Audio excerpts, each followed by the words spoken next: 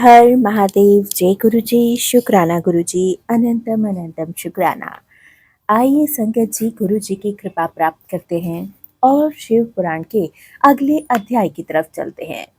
संगत जी, आपसे मेरी विनती है कि पाठ को बेहद ध्यान पूर्वक सुनने का और समझने का भी प्रयत्न कीजिएगा। आज के अध्याय में हम जानेंगे संगत जी कि जलदान, जलाशय निर्माण, वृक्षारोपण, सत्य भाषण और तप की महिमा। संत कुमार जी कहते हैं, व्यास जी, जल दान सबसे श्रेष्ठ है।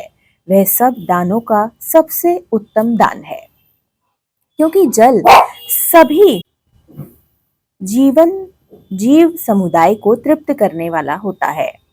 इसे जीवन कहा गया है। इसलिए बड़े स्नेह के साथ अनिवार्य रूप से प्रपादान, पांसला चलाकर दूसरों को पानी पिलाने का प्रबंध करना चाहिए। जलाशय का निर्माण इस लोक और परलोक में भी महान आनंद की प्राप्ति कराने वाला होता है। यह सत्य है, सत्य है, इसमें कोई संशय नहीं है। इसलिए मनुष्य को चाहिए कि वह कुआं, बावड़ी और तालाब बनवाए। कुएं में जब पानी निकल आता है, तब वह पापी पुरुष के पाप कर्म का आधा भाग हर लेता है तथा सत्कर्म में लगे हुए मनुष्य के सदा समस्त पापों को हर लेता है। जिसके खुदवाए गए जलाशय में गौ, ब्राह्मण, साधु पुरुष सभी पानी पीते हैं, वह अपने सारे वंश का उद्धार कर देता है। जिसके जलाशय में गर्मी के मौसम में भी अनिवार्य रूप से पानी टिका रहता है, वह कभी दुर्गम एवं विषम संकट को प्राप्त नहीं होता। जिसके पोखरे में केवल वर्षा ऋतु में जल ठहरता है, उसे प्रतिदिन अग्निहोत्र करने का फल प्राप्त होता है, ऐसा ब्रह्मा जी का कथन है।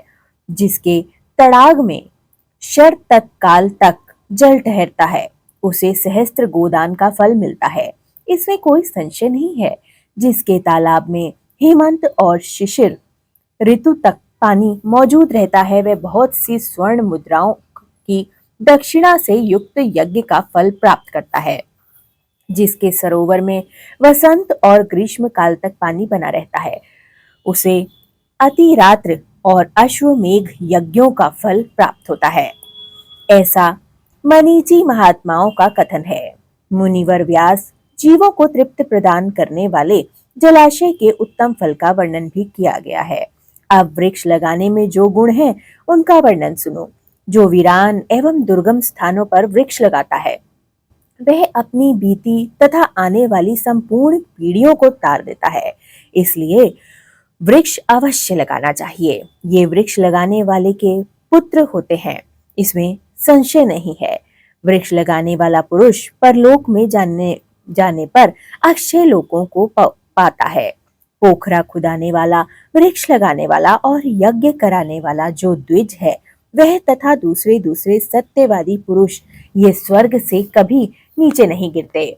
सत्य ही पर ब्रह्म है, सत्य ही परम तप है, सत्य ही श्रेष्ठ यज्ञ है और सत्य ही उत्कृष्ट शास्त्र ज्ञान है।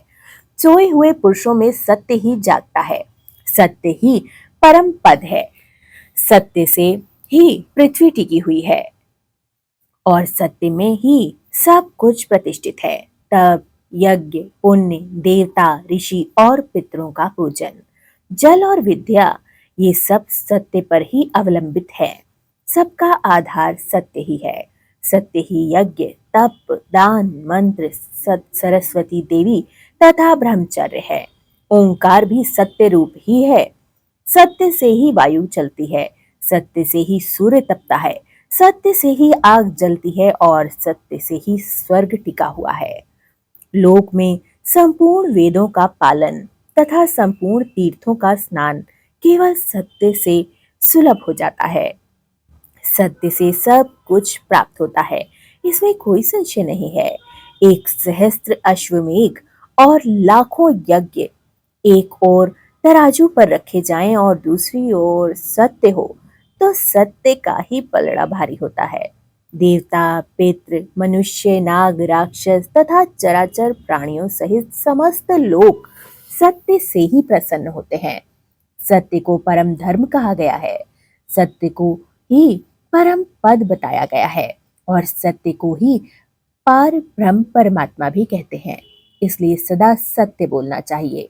सत्यपरायण मुनि अत्यंत दुष्कर तप करके स्वर्ग को प्राप्त हुए हैं तथा सत्य धर्म में अनुरक्त रहने वाले सिद्ध पुरुष भी सत्य से ही स्वर्ग के वासी हुए हैं। अतः सदा सत्य बोलना चाहिए। सत्य से बढ़कर दूसरा कोई धर्म नहीं है। सत्य रूपी तीर्थ अगाध विशाल सिद्ध एवं पवित्र जलाशय है।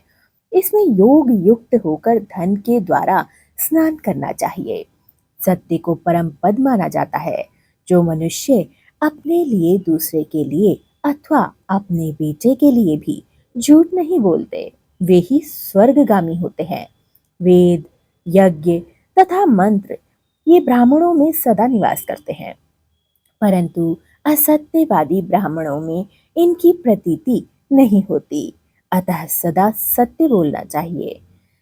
तदंतर तपों की तप की बड़ी भारी महिमा बताते हुए संत कुमार जी ने कहा कि मुने, संसार में ऐसा कोई सुख नहीं है जो तपस्या के बिना सुलभ हो सके। तप से ही सारा सुख प्राप्त होता है। इस बात को वेद वेत्ता पुरुष भली भांति जानते हैं।